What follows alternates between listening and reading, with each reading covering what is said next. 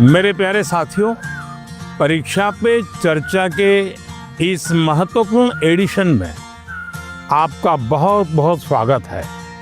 इस बार परीक्षा पे चर्चा कुछ अलग है, कुछ खास है।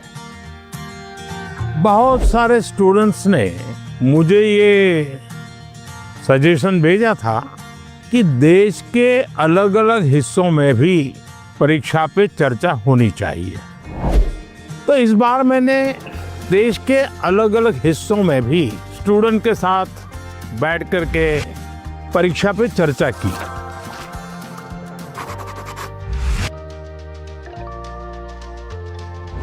इस स्पेशल एपिसोड में आप यही देखने जा रहे हैं। तो सबसे पहले चलते हैं तमिलनाडु के कोयम्बटूर। तमिलनाडु के स्टूडेंट्स की एनर्जी, उनकी क्यूरियोसिटी ने मुझे बहुत प्रभावित किया। आइए देखते हैं। बड़ा कम तो आप लोगों को कुछ खाने पीने को मिला कि नहीं? क्या मिला? नहीं, हमें घर से लेके आए थे।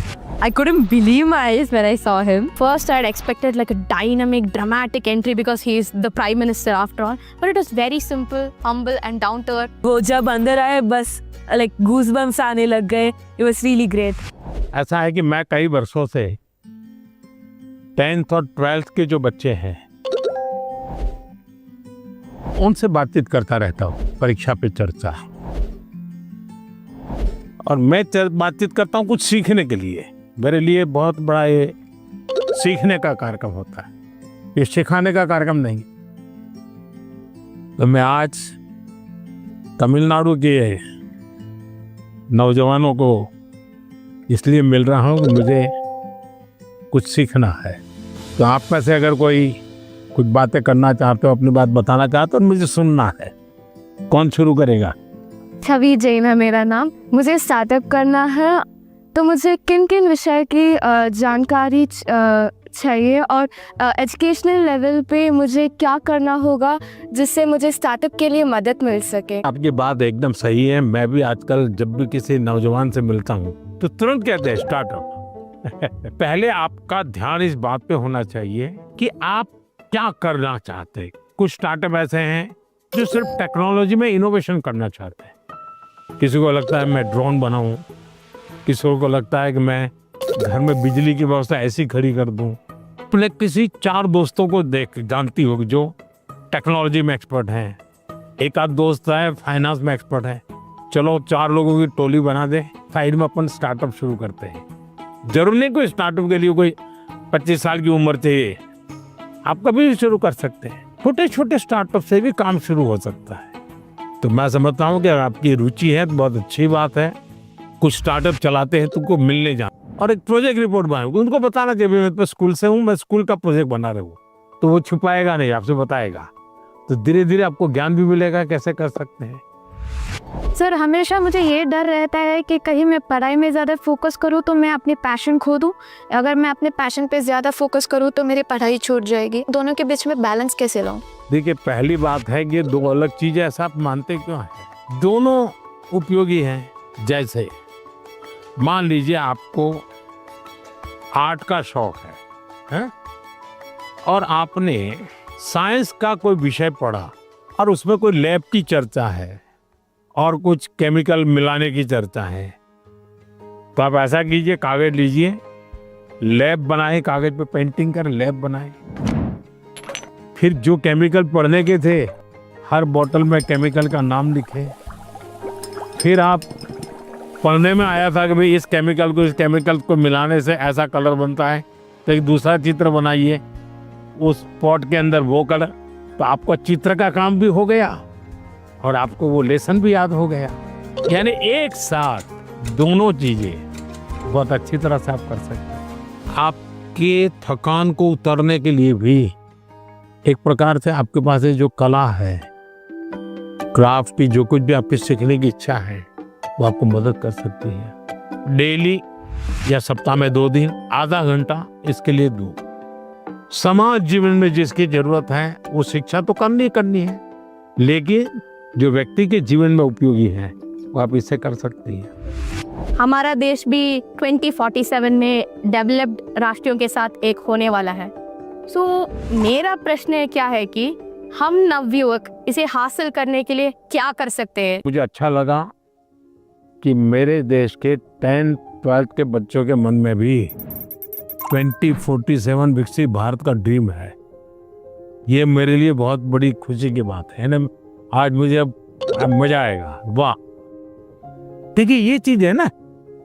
अब 2047 में विकसित भारत यानी क्या है? आपने कभी सिंगापुर के विषय में सुना होगा। सिंगापुर एक जमाने में एक मछुआरों का छोटा सा गांव था, उसमें से आज इतना बड़ा बन गया।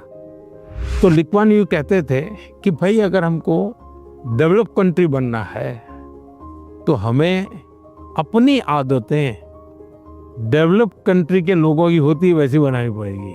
हमें थर्ड वर्ल्ड कंट्री की तरह कहीं पर भी कूड़ा कचरा फेंक दिया, कहीं पर थूक दिया, ये नहीं चल सकता। सिर्फ कहीं जाना है, भाई यहाँ पर रेड लाइट है, मुझे स्कूटर खड़ा कर देना चाहिए।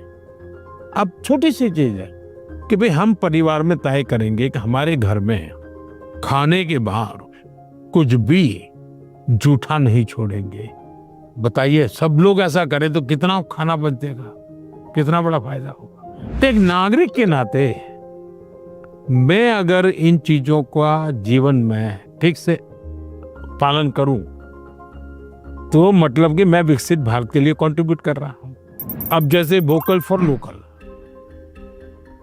मैं मेरे देश की चीजें खरीदूंगा। मैं भारत में जो चीजें बनी उसको लूंगा। जैसे मैं कहता हूँ मेड इन इंडिया। अब कुछ लोग पैसे वाले लोगों को लगता है दुबई में जाके शादी करेंगे। वाह, हिंदुस्तान में क्या कमी है भाई? हम सब देश के नागरिक छोटी छोटी चीजों को करें, हम जरूर विकसित भारत बनाने में अपना दायित्व निभा सकते हैं, हम कंट्रीब्यूट कर सकते हैं। He was shocked that, oh my God, a student is actually concerned about this. And he told us that it's the small steps that matter, not the large ones. मेरा आपसे प्रश्न ये है कि कोई भी छात्र या कोई भी मनुष्य अपना जीवन जब व्यतीत करता है तो बहुत सारे चुनौतियों का सामना करता है। जब चीज़ें डिफ़िकल्ट हो जाती है तभी हमको हमारा जो मोटिवेशन होता है जीवन व्यतीत करने में वो कम होता है। तो ऐसी स्थिति में सफलता प्राप्त करने के लिए हमें मोटिवेशन की ज़रूरत है या अनुशासन की? दोनों चीजें महत्वपूर्ण है जीवन में। अगर अनुशासन है ही नहीं तो कितना ही इंस्पिरेशन होगा तो वो इंस्पिरेशन क्या काम का आएगा? मान लीजिए एक किसान है, उसको प्रेरणा मिल रही है, बगल वाला किसान बहुत फसल कर रहा है, इंस्पिरेशन है कि यार उसकी तो 1 एकड़ भूमि है, मेरी तो 4 एकड़ भूमि है, वो ज्यादा कमाता है, मैं कम कमाता हूं, तो उसको इंस्पिरेशन तो वहां से मिलता है। लेकिन ये बारिश के पहले जोतना चाहिए, वो सोचना नहीं, देखेंगे अब हफ्ते के बाद करेंगे। अगर खेत जोतेगा नहीं और बारिश आ गई फिर वो कुछ भी करे उसकी तो हालत खराब ही रहेगी। तो उसके अंदर वो डिसिप्लिन नहीं था, इंस्पिरेशन था कि मैं उसकी जितनी कमाई करूं, लेकिन डिसिप्लिन नहीं थी। भाई मुझे इस समय के पहले खेत जोत के रखना चाहिए, बीज की जरूरत है ला करके रखना चाहिए, बीज को तैयार करने का काम करना चाहिए, तो डिसिप्लिन नहीं था। जीवन में डिसिप्लिन बहुत अनिवार्य है। इंस्पिरेशन में सोने में सुहागा का काम करता है। अगर डिसिप्लिन नहीं है, कितना ही इंस्पिरेशन क्यों ना हो, वो फिर बोझ बन जाता है, निराशा पैदा करता है। When I asked my question, it was a question that was stuck with me from so many years. Now, finally, I feel great and honored to get a clarity from a person who I've looked up to. Sir, आजकल के ज़माने में AI का प्रभाव बढ़ते ही जा रहा है। हम देख सकते हैं कि कई कंपनियों में इंसान नहीं बल्कि एआई एम्प्लॉइज़ भी होते हैं। तो मेरा ये सवाल है कि क्या हम एआई को डरना है और हम अपने फ्यूचर करियर लेने के समय क्या क्या याद रखना चाहिए? देखिए, हर युग में जब भी कोई नई टेक्नोलॉजी चर्चा होती है, कंप्यूटर आया तो चर्चा हो रही क्या हो जाएगा, सब। तो ये हर युग की ये चर्चा का विषय रहा है। हमें किसी चीज से डरना नहीं चाहिए। हमारी कोशिश होनी चाहिए एक, हम उसके गुलाम नहीं बनेंगे। मैं अपने जीवन में मैं ही निर्णायक रहूंगा, वो मेरा मालिक नहीं बनेगा। जैसे कुछ बच्चों का है, मोबाइल उनका मालिक बन गया। अगर मोबाइल नहीं है तो खाना नहीं खा सकता है, टीवी नहीं है तो जी नहीं सकता है। मतलब ये आप उसके गुलाम बन गए। मैं गुलाम नहीं बनूंगा। एक बार मन में ये पक्का करना, हर टेक्नोलॉजी का हम ज्यादा उपयोग कर सकते हैं। अगर मैं एआई को पूछूं मुझे ये किताब कहाँ से मिलेगी, कौन सी है, इस विषय पे अच्छी किताब कौन सी है, हो सकता है वो गाइड करे, आपके लिए काम आएगा। लेकिन तुम कहोगे मैं ही पढ़ूंगा, तुम ही मुझे बता दो अंदर क्या है, तो फिर गड़बड़। और हमेशा ही नेचर ऑफ जॉब बदलेगा। नेचर ऑफ जॉब बदलना है। और पहले भी जब बैलगाड़ी में लोग जाते थे तो एक प्रकार का जॉब था, अब वो हवाई जहाज में जाने लगा तो बहुत कुछ बदल गया, लेकिन जीवन तो चलता रहा। तो मैं समझता हूँ हमने टेक्नोलॉजी को समझना होगा, खुद का विस्तार करना होगा, उसमें उस टेक्नोलॉजी की ताकत को जोड़ना होगा, हमारे कामों में वैल्यू एडिशन करें। अगर ये होता है तो मैं पक्का मानता हूँ कि कितने ही उत्तम से उत्तम टेक्नोलॉजी क्यों ना आए, हमें उपयोग होने ही वाली है, हमें डरने की जरूरत नहीं है। I never believed I would be the one to be chosen to have such a gracious occasion with our Prime Minister. It was a really great experience. I am completely overwhelmed and it felt surreal. He felt like a family more than a prime minister. साथियों, कोयम्बटूर के हमारे युवा साथी पढ़ाई के साथ साथ AI, startup और फ्यूचर की टेक्नोलॉजी को लेकर बहुत जागरूक है। और मैं कह सकता हूँ यही तो है युवा भारत की युवा सोच, जो विकसित भारत 2047 के संकल्प को नित नई मजबूती दे रही है। साथियों, परीक्षा पे चर्चा का मतलब ही है साथ बैठकर बात करना और एक दूसरे से सीखना। और इसी सिलसिले को आगे बढ़ाते हुए हमारी चर्चा कुछ हफ्तों के बाद कोयम्बटूर से निकल करके छत्तीसगढ़ की राजधानी रायपुर पहुंच गई। वहां भी बच्चों से मेरी बहुत दिलचस्प बातें हुई और मैं कह सकता हूं सिर्फ बातचीत नहीं, बहुत मजेदार चीजें खाने का भी मौका मिल गया। आप भी इसका आनंद लीजिए।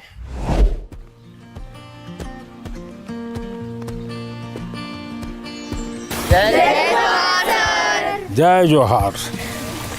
कुछ खिलाया पिलाया कि नहीं? हैं? हाँ, आप भी बहुत सारी मीटिंग्स अटेंड करके आए हैं, आप भी हमारे यहाँ का खाना चाहेंगे? ये थे जी कैसे बनता है? सर, ये बेसन को गोल गोल आकार देकर उसको तलते हैं। अच्छा, और ये नमकीन होता है तो कब खाते हैं ये लोग? सर। दिवाली के टाइम, दिवाली टाइम में खाते हैं। ज्यादातर दिवाली टाइम पे बनता महाराष्ट्र में इसको क्या कहते हैं? है। महाराष्ट्र में ऐसा ही बनता हो, चकली कहते हैं। हाँ सर। ये क्या है? सर, ये खूरमी है, हाँ। हमारी गुड़ से बनती है, आटे से बनती है, सूजी से बनती है। हम्म,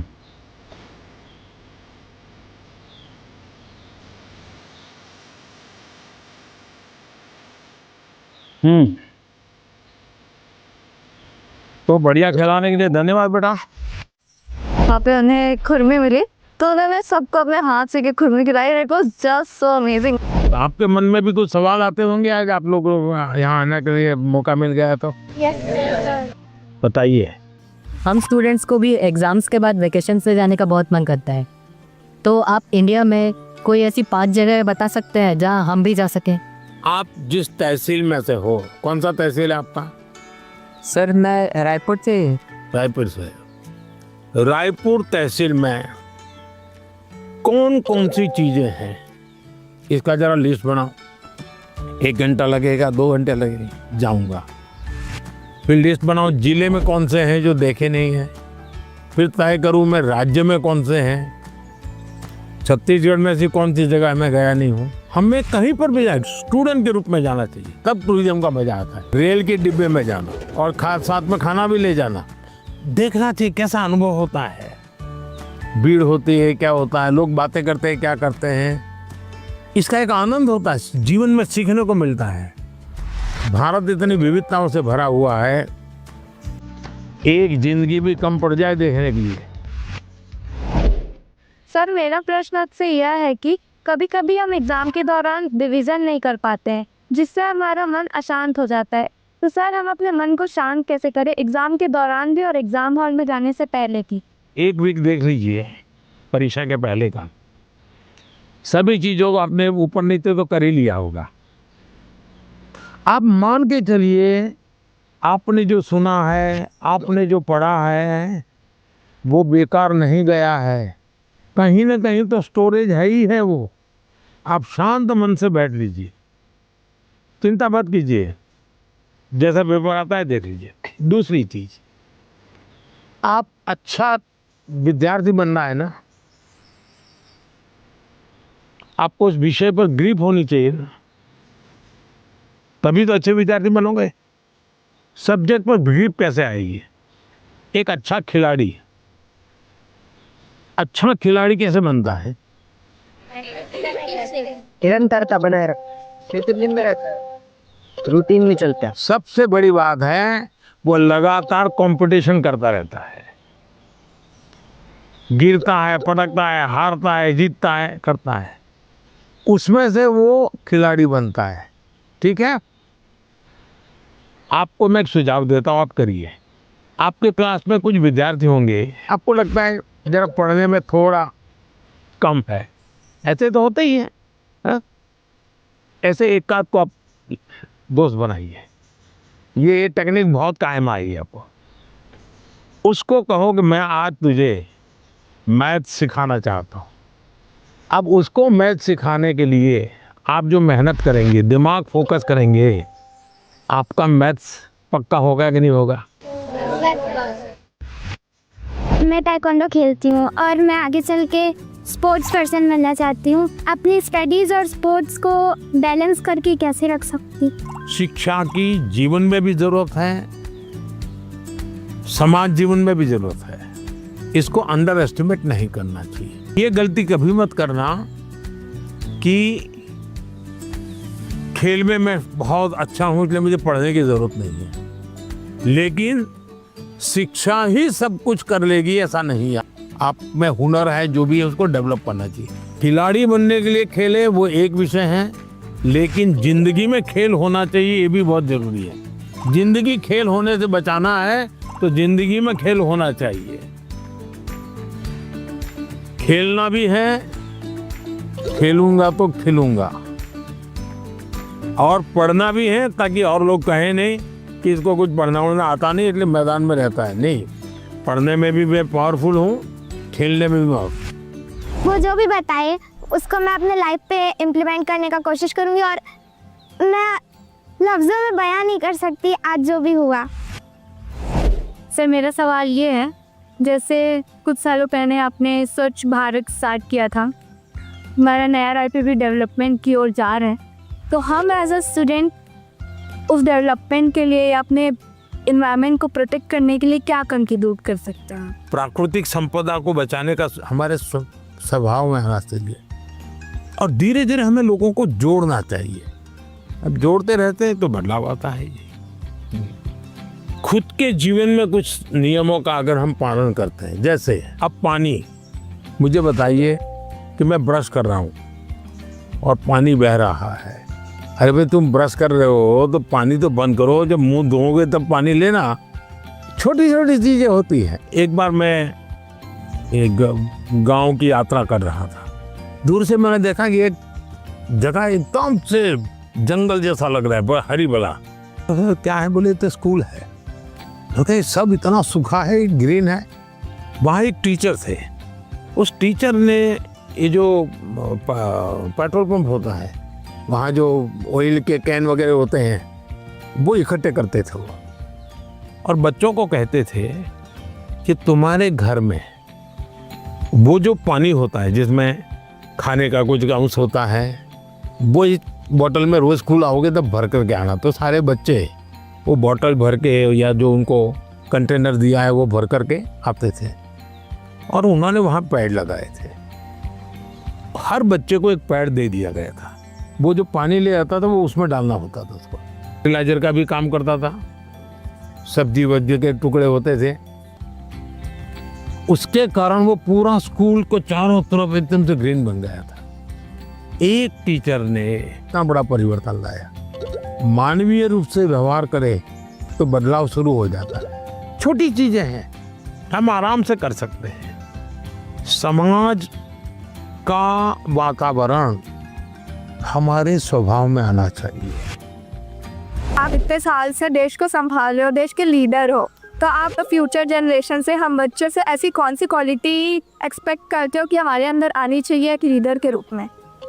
ऐसा लीडर बनना है कि लीडर बनना है? दोनों बनना है। देखिए, पहले लीडर बनिए। जो काम है मन में तय करिए, कोई करे या ना करे मैं करूंगा। जब ये शुरू आ जाएगा, मैं अपने से शुरू करूंगा, तो आप देखिए अपने आप लीडरशिप आना शुरू हो जाएगी। जैसे मान लीजिए यहाँ कूड़ा कचरा है, आप जा रहे हैं और आपने एक उठा लिया, तो आपके साथ जो 4 लोग चलते होंगे ना, आपने देखा होगा वो भी, उनको भी लगे यार उठा लो। मतलब आप लीडर बन गए कि नहीं बन गए? अच्छी चीज है, हमें अपने आप को हमेशा लीडर रोल में तैयार करना चाहिए। ये अच्छा विश्वास है, विचार भी अच्छा है। लेकिन लीडर का मतलब ये नहीं है कि चुनाव लड़ना, पॉलिटिकल पार्टी बनाना, पार्टी में जाना, लच्छादार भाषण करना, ऐसा नहीं होता लीडर। मतलब लीडरशिप में एक क्वालिटी होनी बहुत जरूरी है कि आप 10 लोगों को अपनी बात समझा पाओ।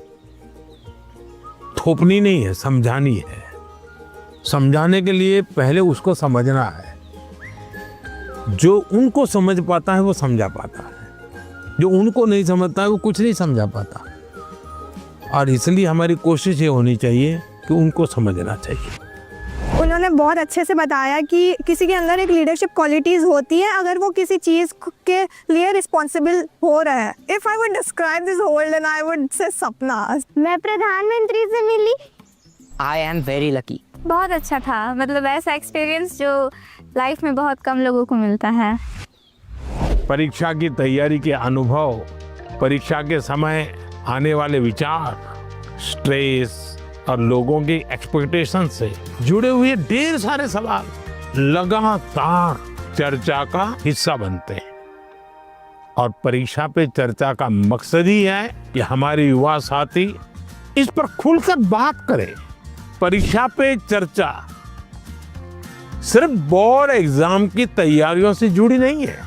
मैं जब आपके सवाल सुनता हूं तो स्वाभाविक है मेरे मन को भी वो छूते हैं। मैं अंदाजा लगाता हूं कि जीवन के कई पहलुओं से जुड़ी हुई बातें हमारे युवा मित्रों के मन में लगातार चल रही है। मैं अब आपको गुजरात लेकर चलूंगा। वहां के बच्चों ने और विशेषकर ट्राइबल बेल्ट के मेरे आदिवासी बच्चों ने जो सवाल पूछे, और उन्होंने तो मुझे सचमुच में हैरत में डाल दिया था।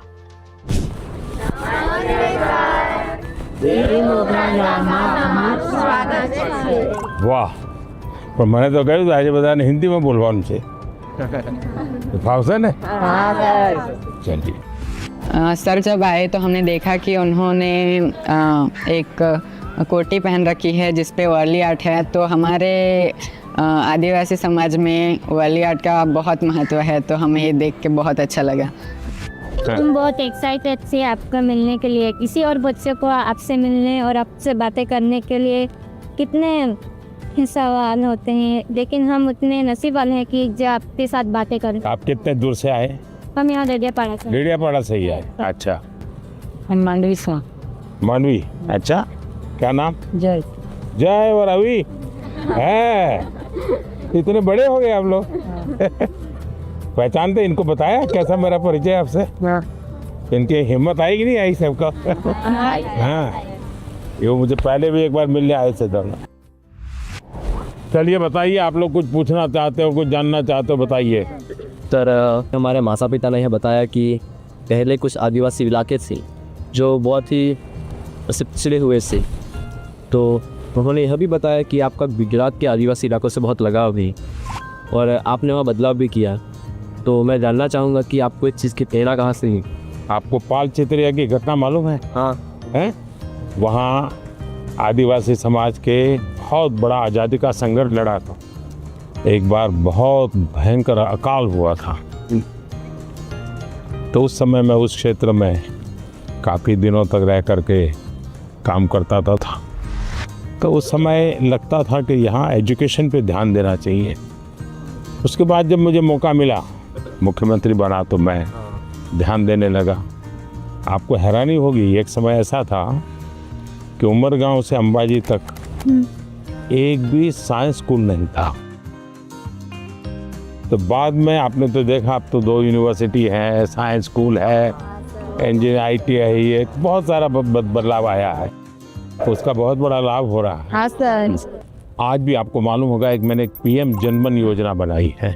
आदिवासियों में भी कुछ इलाके और कुछ लोग हैं, समाज वो और पीछे रह गए हैं, तो मुझे फिर उनके लिए अलग से स्कीम बनानी पड़ी, अलग से बजट बनाना पड़ा। तो मुझे तब से लगता था कि हम शिक्षा पर जितना ज़्यादा बल देंगे उतना बहुत तेजी से विकास होगा। दूसरा मेरे मन में था, पूरे आदिवासी बेल्ट उमरगाम से अंबाजी पूरा हाईवे बनाया है, तो विकास के लिए इंफ्रास्ट्रक्चर की बहुत ज़रूरत होती है। लोग भी आना जाना शुरू करते हैं, तो उस दिशा में ध्यान दिया। मेरा आपसे यह प्रश्न है कि पहलगाम हमले के बाद हमारे घर में सब चर्चा कर रहे थे कि अब आगे क्या होगा। पूरा देश आपकी ओर देख रहा था। फिर ऑपरेशन सिंदूर हुआ और हमारे देश की सेना ने जीत हासिल की।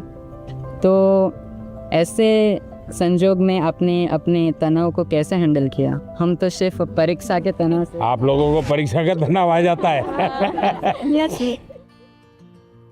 जब आप पुरानी परीक्षा के दिनों को याद कीजिए, अगर पुरानी परीक्षाओं को याद करेंगे तो आपको लगेगा हाँ यार, जब गया तब तो टेंशन था, लेकिन जब करके आ गया तो कुछ नहीं था।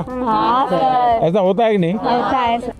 परीक्षा के लिए सबसे अच्छी चीज होती है कि आप पेपर सॉल्व करने की आदत डालें, लिखने की। ज्यादातर लोग क्या करते हैं, पढ़ते हैं। यस, अगर खुद इस प्रकार से आप प्रैक्टिस करते रहते हैं तो मुझे पक्का विश्वास है कि आपको कभी भी तनाव नहीं आएगा। हम क्या करते हैं, पूरे दिन किताब, अरे कभी हंसो है।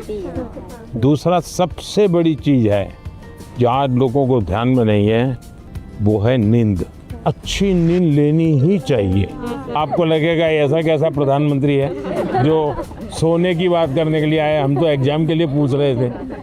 लेकिन वो नींद इतनी पूरी लेते हैं तो बाकी समय आपका बहुत ही फ्रेश, नए विचार, नए आइडिया, मन बहुत प्रफुल्लित रहता। हाँ सर।